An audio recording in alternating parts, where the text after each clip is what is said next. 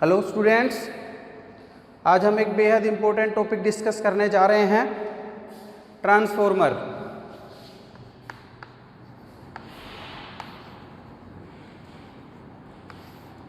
Board exam के लिए बेहद ही इम्पोर्टेंट टॉपिक है सीबीएसई बोर्ड एग्जाम में, और कंपटीशन के अंदर भी इसके ऊपर काफ़ी क्वेश्चंस जो हैं वो आते हैं। तो काफ़ी इम्पोर्टेंट टॉपिक है ट्रांसफॉर्मर, वो आज हम डिस्कस करेंगे। और बहुत आपने सुना भी है, ट्रांसफॉर्मर देखे भी हैं।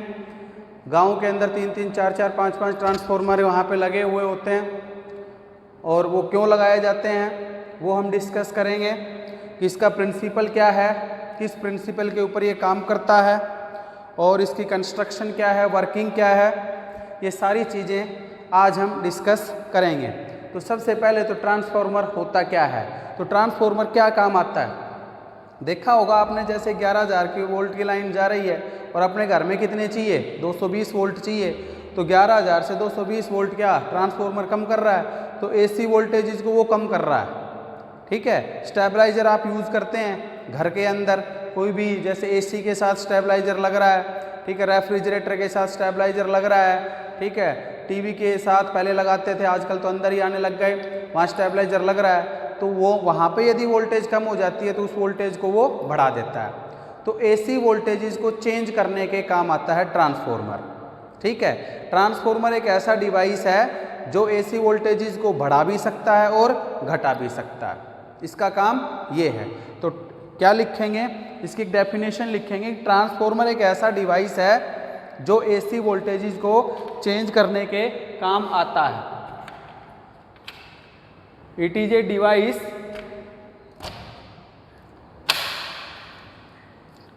ये लिखेंगे एक लाइन हम, it is a device which is use to change the AC voltages. It is a device which is used to change the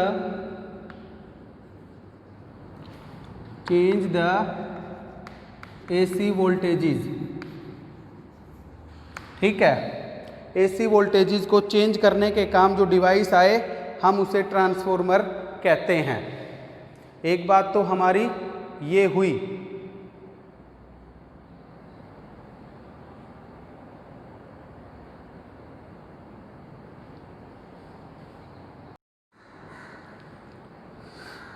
तो ट्रांसफॉर्मर हमें पता चला कि ट्रांसफॉर्मर एक ऐसा डिवाइस है जो एसी वोल्टेजेस को क्या चेंज करने के काम आता है। ठीक है, तो काफ़ी होम अप्लायंसेस के अंदर ये यूज़ किया जाता है। तो एसी वोल्टेजेस को चेंज करने का मतलब हम यहाँ पे क्या समझ गए, वो एसी वोल्टेजेस को बढ़ा भी सकता है और एसी वोल्टेजेस को घटा भी सकता है। तो जो ट्रांसफॉर्मर एसी वोल्टेजेस को बढ़ाए उसे कहते हैं step up transformer.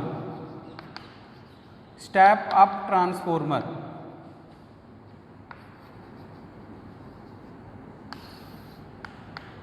It changes low voltage into high voltage. जो स्टेप अप ट्रांसफॉर्मर है वो लो वोल्टेज को हाई वोल्टेज के अंदर चेंज करेगा। लो वोल्टेज को जो हाई वोल्टेज में बदले, लो से हाई में जाए तो स्टेप अप, देखो नाम से क्लियर है, अप का मतलब ज़्यादा करना। दूसरा होता है step down. Step down transformer.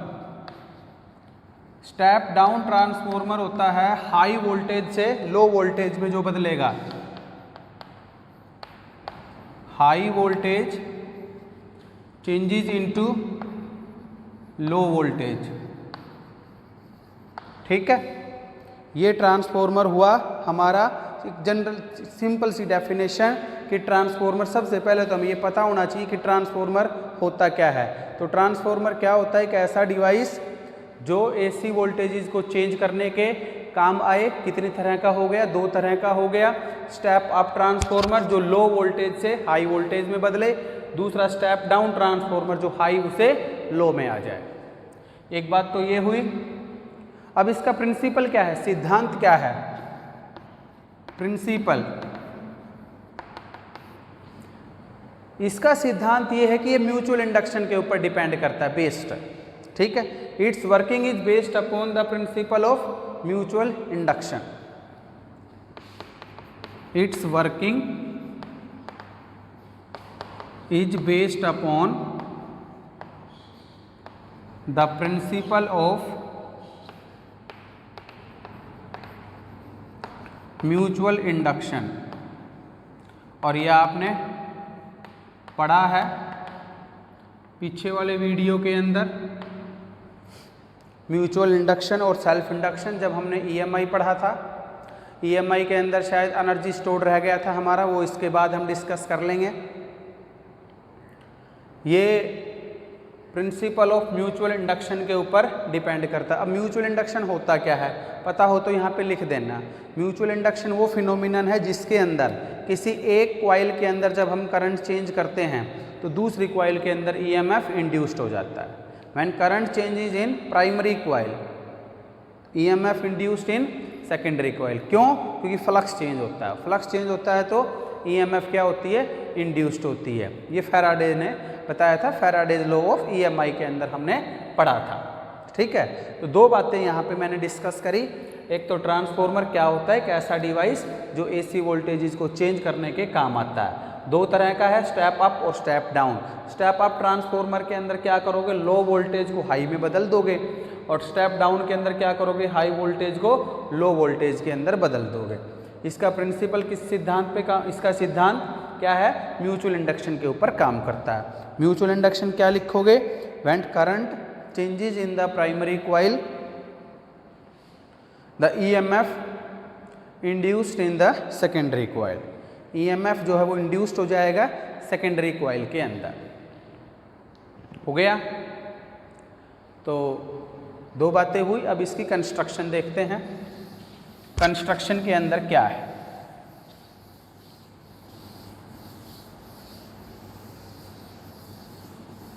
Principal हमने डिस्कस कर लिया, इतना आप लिख लेंगे इसको। उसके बाद इसकी कंस्ट्रक्शन क्या है।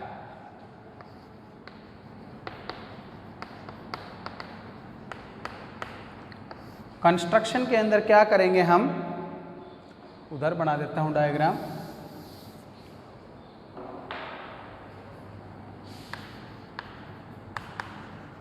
कंस्ट्रक्शन के अंदर क्या है, एक लैमिनेटेड सॉफ्ट आयरन कोर है। जैसे ये सॉफ्ट आयरन लिया,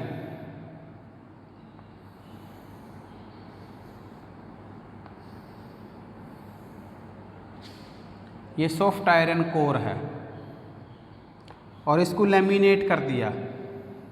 आप जानते हैं कोई भी चीज़ को लैमिनेट क्यों करते हैं, लैमिनेशन समझते हो, लैमिनेशन। तो लैमिनेट क्यों करते हैं, एनर्जी लॉसेस को मतलब बचाव के लिए, सीधी सी बात है। फ़ोन है, मोबाइल है, उसको लैमिनेट करते हो आप, ठीक है, स्क्रीन सेवर लगाते हो आप। इस तरह से जो एक किसी भी चीज़ को हम क्या प्रोटेक्ट करने के लिए एक तरह से लैमिनेट करते हैं। तो यहाँ भी इसको लैमिनेट करते हैं एनर्जी लॉस को कम करने के लिए।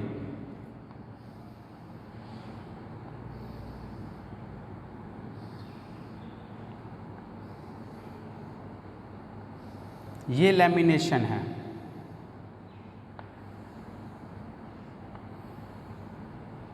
तो कंस्ट्रक्शन में सबसे पहली बात तो ये हुई कि ये लैमिनेटेड सॉफ्ट आयरन कोर लिया, लैमिनेटेड सॉफ्ट आयरन कोर, ठीक है। इसके पास क्या है, लैमिनेटेड सॉफ्ट आयरन कोर है। एडी करंट को और एडी करंट के लॉस को कम करने के लिए, मिनिमाइज करने के लिए laminated soft iron core use करते हैं, ठीक है। ये क्वेश्चन बहुत बार पूछा गया है कि हम इसको लैमिनेट क्यों करते हैं, तो आप क्या बताएंगे कि एडी करंट लॉस को मिनिमाइज करने के लिए लैमिनेट किया जाता है। मैं लिखवाऊंगा इसके बाद, ठीक है, फिलहाल समझ लो। दो कॉइल्स हैं, ये प्राइमरी कॉइल हो गई P1 P2, ठीक है, एक एंड के ऊपर बाउंड कर दी, लपेट दी। दूसरी सेकेंडरी कॉइल ले ली,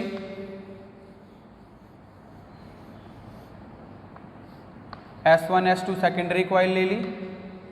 देखना समझना, नंबर ऑफ टर्न्स मैंने डिफरेंट करी हैं, इधर कम कर दी, इधर ज़्यादा कर दी। यदि ऐसा होता है तो इसे हम स्टेप अप ट्रांसफॉर्मर बोलते हैं।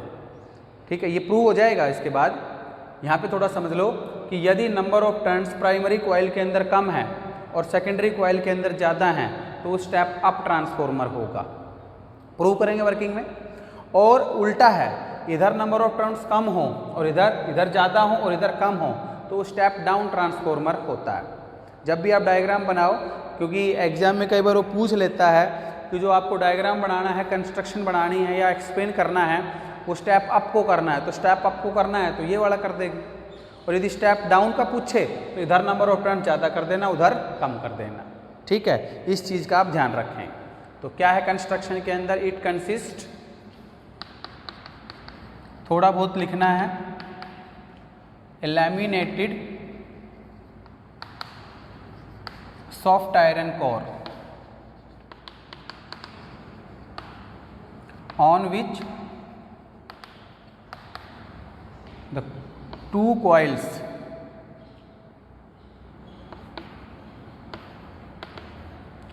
primary coil P1 P2 and secondary coil S1 S2 are wound। ठीक है, ये हुई। इनपुट देनी है प्राइमरी कॉइल से, प्राइमरी कॉइल से इनपुट एसी अप्लाई कर दिया,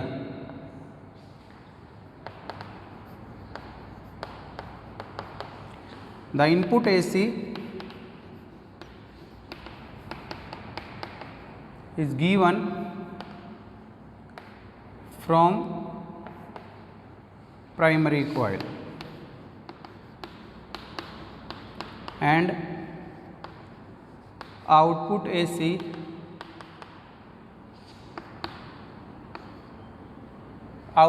यहाँ से लेना है, लोड रेजिस्टेंस लगा देना है RL, यहाँ से आउटपुट AC ले लेंगे। Output AC taken through secondary coil S1 S2। ये इसकी कंस्ट्रक्शन हो गई। हालांकि कंस्ट्रक्शन हमें लिखने की ज़रूरत नहीं होती। ठीक है, तो ट्रांसफॉर्मर क्या हुआ? एक ऐसा डिवाइस जो एसी वोल्टेजेस को चेंज करने के काम आए, लो से हाई में, हाई से लो में। लो से हाई में बदलेगा तो वो स्टेप अप ट्रांसफॉर्मर होगा, तो उसके लिए इधर जो नंबर ऑफ टर्न्स कम करनी है, इधर ज़्यादा करनी है। हाई से लो में बदले तो स्टेप डाउन ट्रांसफॉर्मर होगा, इधर ज़्यादा करनी है, इधर नंबर ऑफ टर्न्स कम करने हैं। ठीक है, अब इसकी वर्किंग पढ़ते हैं हम। इतना आप लिख लेंगे कंस्ट्रक्शन के अंदर डायग्राम बना करके। बहुत ही आसान सी बातें हैं, बट ध्यान से समझने की ज़रूरत है। ध्यान से जब तक हम समझेंगे नहीं तब तक कर नहीं पाएंगे। वर्किंग में देखो, अब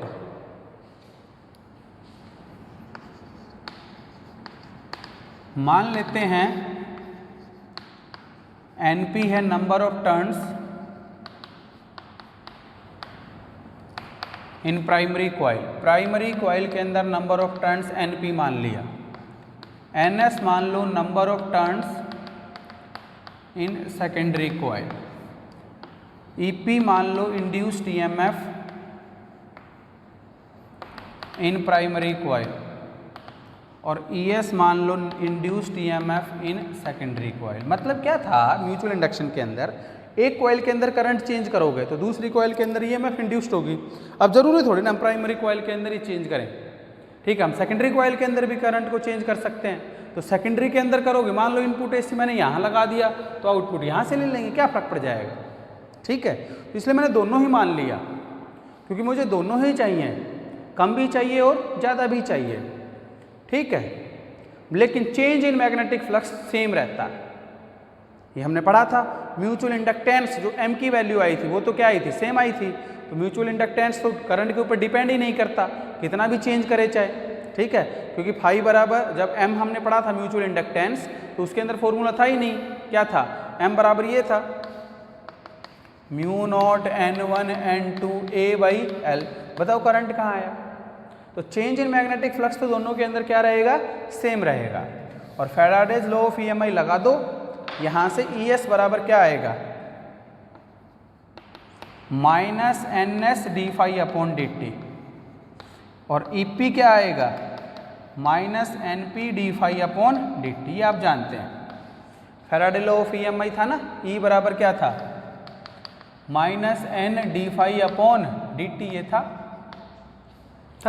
तो नंबर ऑफ टर्न्स यदि प्राइमरी कॉइल के अंदर NP है तो NP लिख दिया, तो induced EMF in primary coil हो गया। सेकेंडरी के लिए क्या लिख दोगे? ES बराबर minus NS D phi by D T.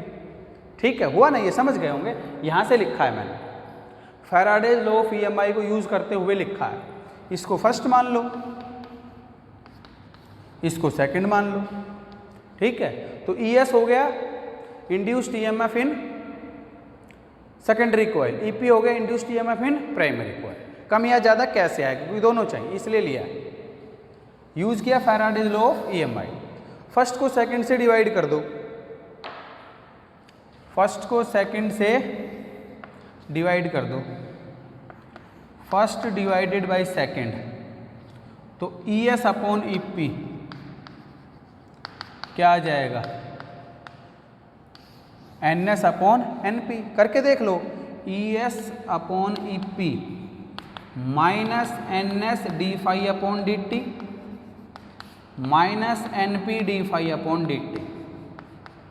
तो ये तो कट गया, माइनस से माइनस कट गया, क्या बचेगा? NS by NP। तो ES अपॉन EP जो अपना आ गया वो आ गया NS अपॉन NP। ठीक है, तो ES अपॉन EP अपना आ गया NS अपॉन NP। अब मान लेते हैं थोड़ी देर के लिए कि नंबर ऑफ टर्न्स इसके अंदर कितनी है? 500 है, इसके अंदर 5000 है, तो 5000 डिवाइडेड बाई 500, इसके अंदर मान लेते हैं 500 है, इसके अंदर मान लेते हैं 5000 है, तो कितना आ गया?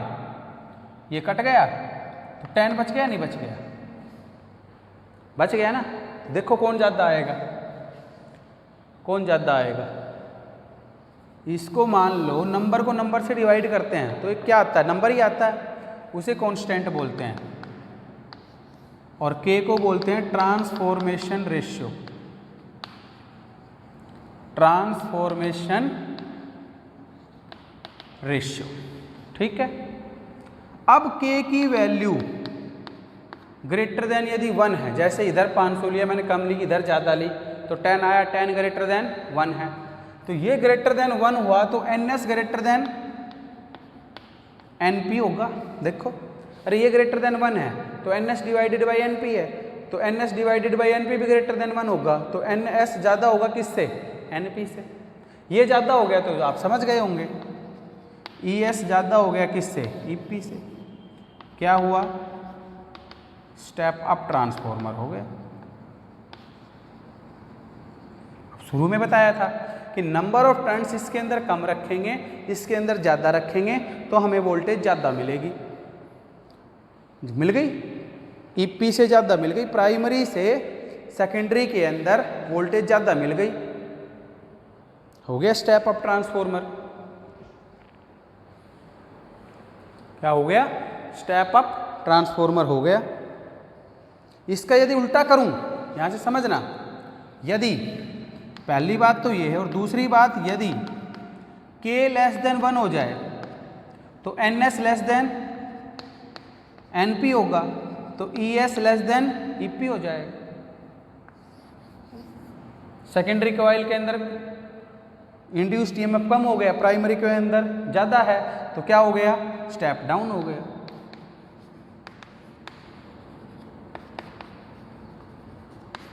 तो स्टार्ट जब हमने किया था तो वहाँ पे मैंने यही बताया था कि इधर प्राइमरी कॉइल के अंदर नंबर ऑफ टर्न्स कम होगी, इधर सेकेंडरी कॉइल के अंदर नंबर ऑफ टर्न्स ज़्यादा होगी, तो स्टेप अप होगा। ठीक है, अब उल्टा हो गया ना, देखो उल्टा हो गया। यदि प्राइमरी कॉइल के अंदर ज़्यादा करें और सेकेंडरी कॉइल के अंदर कम करें, प्राइमरी कॉइल के अंदर ज़्यादा करें, सेकेंडरी कॉइल के अंदर कम करें, तो उल्टा हो जाएगा, वो स्टेप डाउन ट्रांसफॉर्मर हो जाएगा। तो इसलिए डायग्राम जब बनाओ तो एक बार क्वेश्चन को ध्यान से पढ़ लेना बोर्ड एग्जाम के लिए। बाकी कंपटीशन के अंदर तो सीधा न्यूमेरिकल ही आना है, तो वहाँ पे पढ़ लेना ध्यान से कि कौन सा बनाना है, स्टेप अप का बनाना है या स्टेप डाउन का बनाना है। तो स्टेप अप ट्रांसफॉर्मर के लिए अपना ये होगा और स्टेप डाउन के लिए उल्टा कर देना, इधर नंबर ऑफ टर्न ज़्यादा कर देना, उधर कम कर देना। ठीक है, ये हमारी ट्रांसफॉर्मर की क्या हुई, वर्किंग हुई। अब इसकी एफिशिएंसी हम पढ़ते हैं। अब इसकी क्या एफिशिएंसी हम पढ़ेंगे, इतना आप नोट कर लेंगे। देखो प्रिंसिपल मैंने डिस्कस कर दिया इसका। सबसे पहले तो ट्रांसफॉर्मर होता क्या है वो डिस्कस किया कि एसी वोल्टेजेस को चेंज करने के जो काम आए उस डिवाइस को हम ट्रांसफॉर्मर कहते हैं। ठीक है, दूसरा मैंने एक बताया कि प्रिंसिपल क्या है, प्रिंसिपल इसका हो गया म्यूचुअल इंडक्शन हो गया। तीसरी बात इसकी कंस्ट्रक्शन क्या है, डायग्राम क्या है वो हमारा हो गया। चौथी बात इसकी वर्किंग हो गई। अब एफिशिएंसी के ऊपर बात करते हैं। एफिशिएंसी आपने 11th में सुना भी होगा, हीट इंजन और रेफ्रिजरेटर के अंदर। तो इसकी एफिशिएंसी होती क्या है,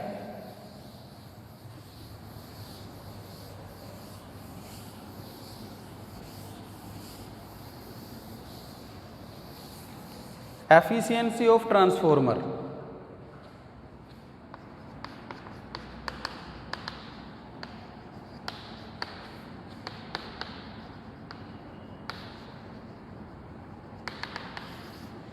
एफिशिएंसी होती है output power divided by input power. Eta से लिखा जाता है output power upon input power. AC के लिए है output AC power divided by input AC power.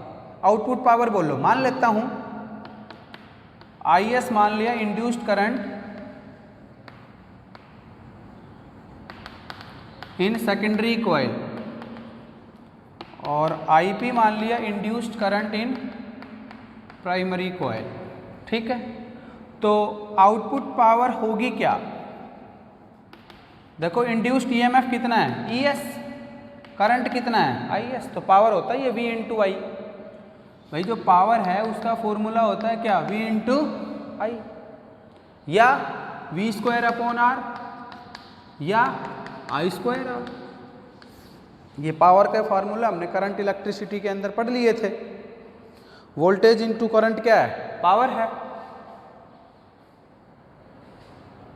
तो यहां से आउटपुट पावर तो क्या हो गई, इंड्यूस्ड EMF सेकेंडरी कॉइल के अंदर ES है, करंट कितना है IS है, तो ES IS। और इनपुट पावर क्या आ जाएगी EP IP। तो एफिशिएंसी का फॉर्मूला आपके पास हो गया। ईटा क्या बन गया, ईटा आ गया ES IS EP IP। Percentage की बात करो तो क्या लिख देना इसको,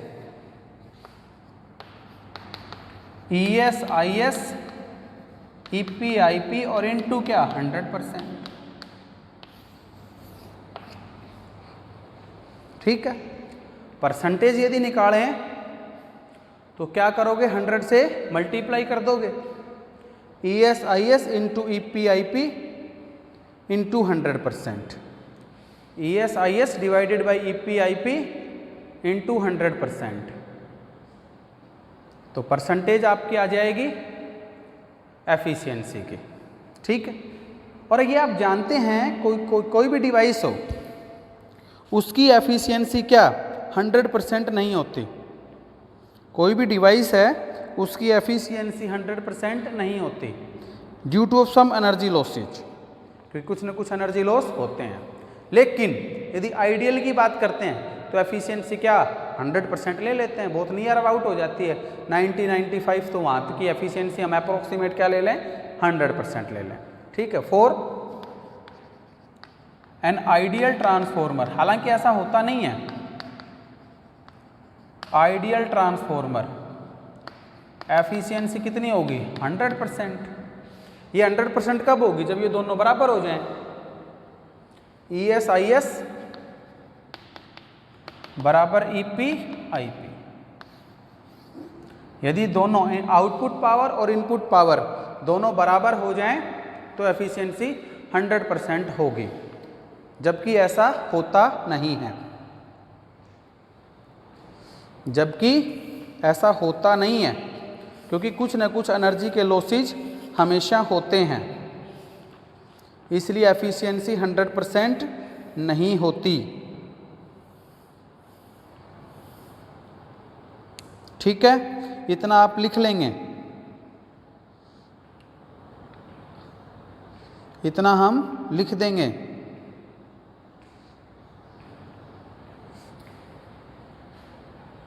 ये आप नोट कर लेंगे। इसके बाद हम एनर्जी लॉसेस पढ़ते हैं। एक लाइन लिख लेना, the efficiency of transformer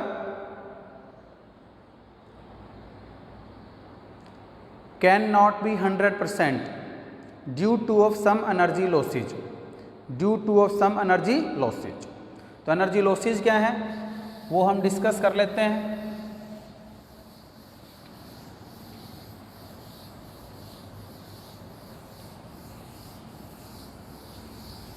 energy losses of transformer,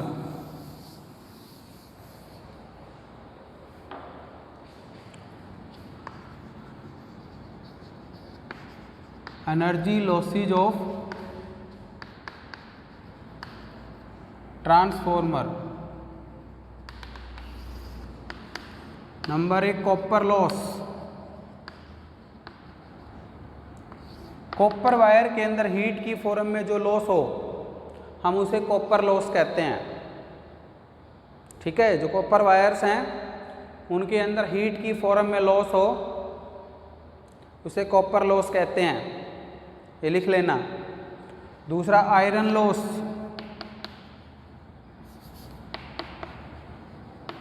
या हम इसे एडी करंट लॉस भी कहते हैं।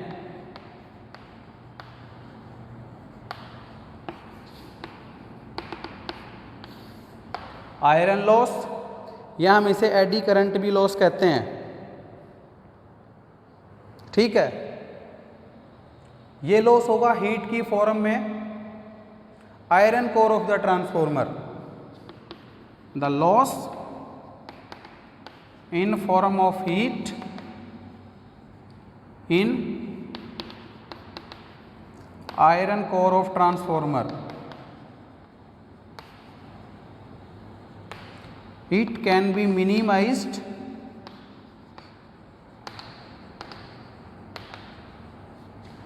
by laminating the soft iron core, by laminating the soft iron core। ठीक है, ये आप लिख लेना क्योंकि इसके ऊपर क्वेश्चन बार बार पूछा जाता है। फ्लक्स लीकेज लॉस,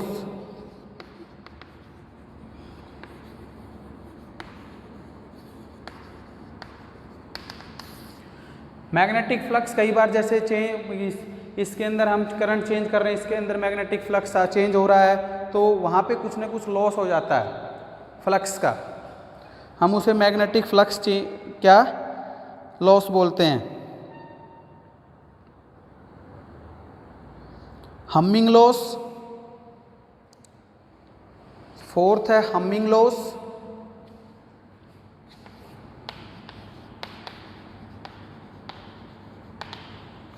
जैसे कई बार आप ट्रांसफॉर्मर के पास जाओगे तो वहाँ पे कुछ आवाज़ आती है घूं इस तरह से, तो वो साउंड क्रिएट हो रही है, बट जबकि क्या वो साउंड, क्या वो आवाज़ हमें चाहिए, तो उस फॉर्म के अंदर क्या हो रहा है, लॉस ही हो रहा है, हमिंग लॉस। और लॉस से बचने के लिए ट्रांसफॉर्मर के अंदर हम ऑयल भी यूज़ करते हैं। ठीक है, जैसे काला तेल होता है, काला तेल तो वो जल गया, उसके बाद ट्रांसफॉर्मर से बाहर आ गया तो उसे काला तेल बोल दिया हमने। ठीक है, बट उसके अंदर जो ऑयल हमने यूज़ करा है उससे पहले तो वो लॉस से बचने के लिए यूज़ करते हैं। ठीक है, ताकि हीट बहुत ज़्यादा लॉस ना हो, हीट की फॉर्म में कॉपर लॉस और आयरन लॉस का बहुत ज़्यादा ना हो, इसलिए उसके अंदर ऑयल भी यूज़ किया जाता है। ठीक है, और एक होता है हाइस्ट्रेसिस लॉस, करो तो कर लेना ये हाइस्ट्रेसिस लॉस।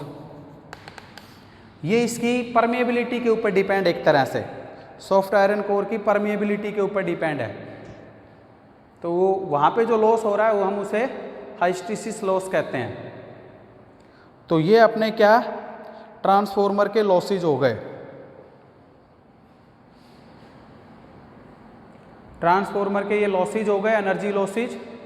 कॉपर लॉस है, आयरन लॉस है, एडी करंट लॉस है, फ्लक्स लीकेज लॉस है, हमिंग लॉस है, ठीक है, और हाइस्टेरिसिस लॉस है। तो इनको आप डिटेल में एक दो लाइनें लिख लेना, जैसे कि इसके अंदर मैंने बताई वो लिख लेना कि ये जो लॉस है in form of heat in the copper wires, इसको मैंने लिख ही दिया। फ्लक्स लीकेज, जब मैग्नेटिक फ्लक्स चेंज होता है, it is due to the change in magnetic flux in between the two wires. Humming loss, it produce due to noise, ये noise के कारण होता है, ठीक है, और ये परमेबिलिटी और रिटेंटिविटी, कोरोसिविटी इनके कारण होता है। तो लॉसेज आप लिख लेंगे ये।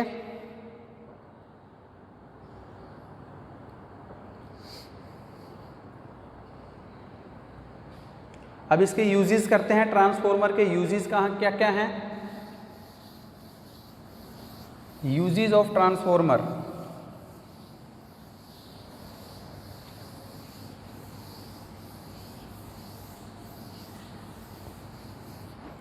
यूजेस ऑफ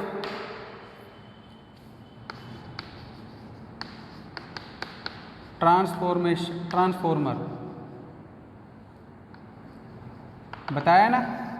ट्रांसफॉर्मर का यूज होता है रेफ्रिजरेटर के अंदर, वोल्टेज रेगुलेटर के लिए, टीवी के अंदर।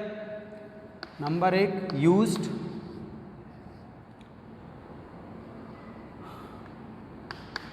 टू वोल्टेज रेगुलेटर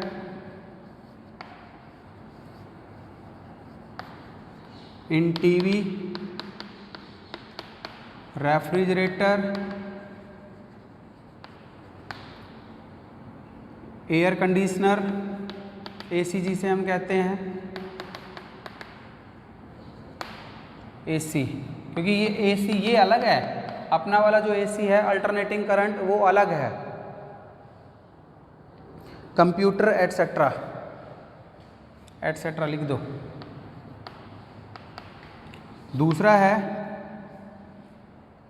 दूसरा जो इसका यूज किया जाता है वो वेल्डिंग पर्पज़ के लिए यूज किया जाता है। स्टेप डाउन ट्रांसफॉर्मर का यूज होता है। Step down transformer is used for welding purpose. Welding आपने देखा होगा, जैसे तो गाड़ियों के अंदर या ट्रक वगैरह के अंदर वेल्डिंग जो होती है, ठीक है, घरों के अंदर जब हम क्या रेलिंग लगाते हैं तो वहाँ पे वेल्डिंग जब होती है तो वेल्डिंग पर्पज़ के लिए स्टेप डाउन ट्रांसफॉर्मर यूज़ किया जाता है, ठीक है। थर्ड है long distance transmission of AC. Long distance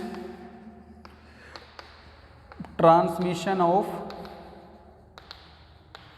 AC. AC में ये अल्टरनेटिंग करंट है।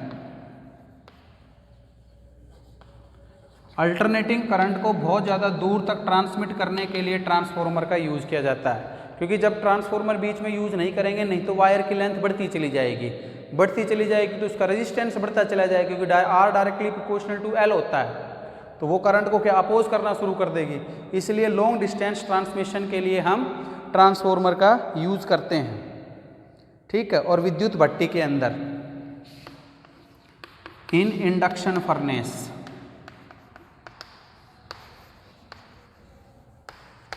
विद्युत भट्टी इंडक्शन फर्नेस के अंदर इसका यूज किया जाता है, ठीक है। तो ये अपना क्या ट्रांसफॉर्मर हुआ।